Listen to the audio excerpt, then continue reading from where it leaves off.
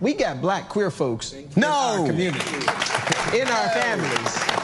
And so whenever I live in Tennessee, we have passed more laws against LGBTQIA plus folks than anybody else in the union. And I continue to remind folks, if you open the door of oppression a little bit for somebody you think is different or other or an enemy of yours, the person you opening it with will open it a little bit wider to push you in. And when we think about our community and black... Number one, my destiny as a man is not tied to anybody else. It's not. It ain't tied to that. Okay? It is not tied to someone who has a choice in what they want to be in life. Because, see, let me tell you something about being a man. Let me tell you something, Mr. Softy. Let me school you for a little moment. See, when I was born, right? When I was born as a man, right? See, I had no choice. That was the lot that was given to me.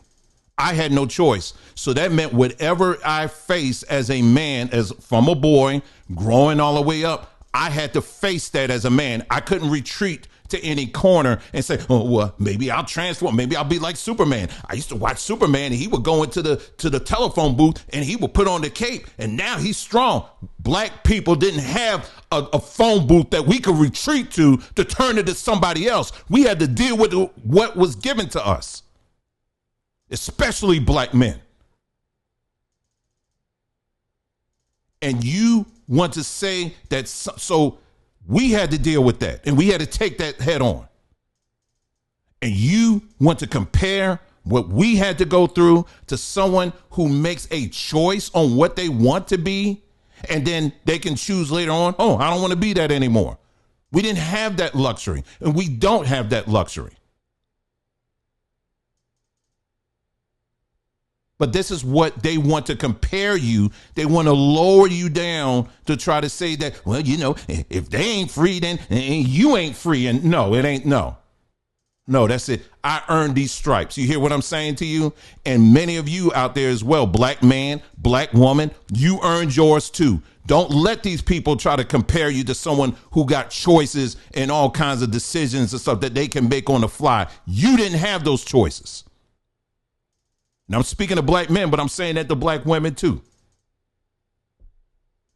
Because now the black women now, with your, you know, you got to now compete with anybody, the Rachel Dolezals and everybody that comes up and says, hey, guess what? I'm a black woman now. And they're going to say, you know what? You're right.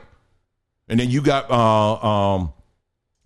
this big old rusty, dusty man coming up. I'm a black woman too. And they're going to say, you know what? You right too. So now what you got to do? Now you're competing with two different people coming in from all over that want to be like you, but don't want to be you.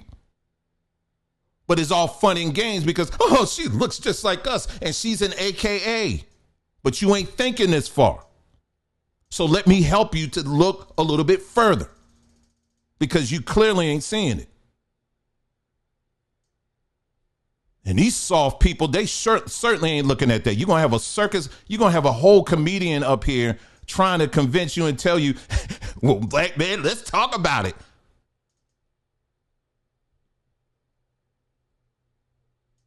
Sit your behind down. Anyway, let me go on.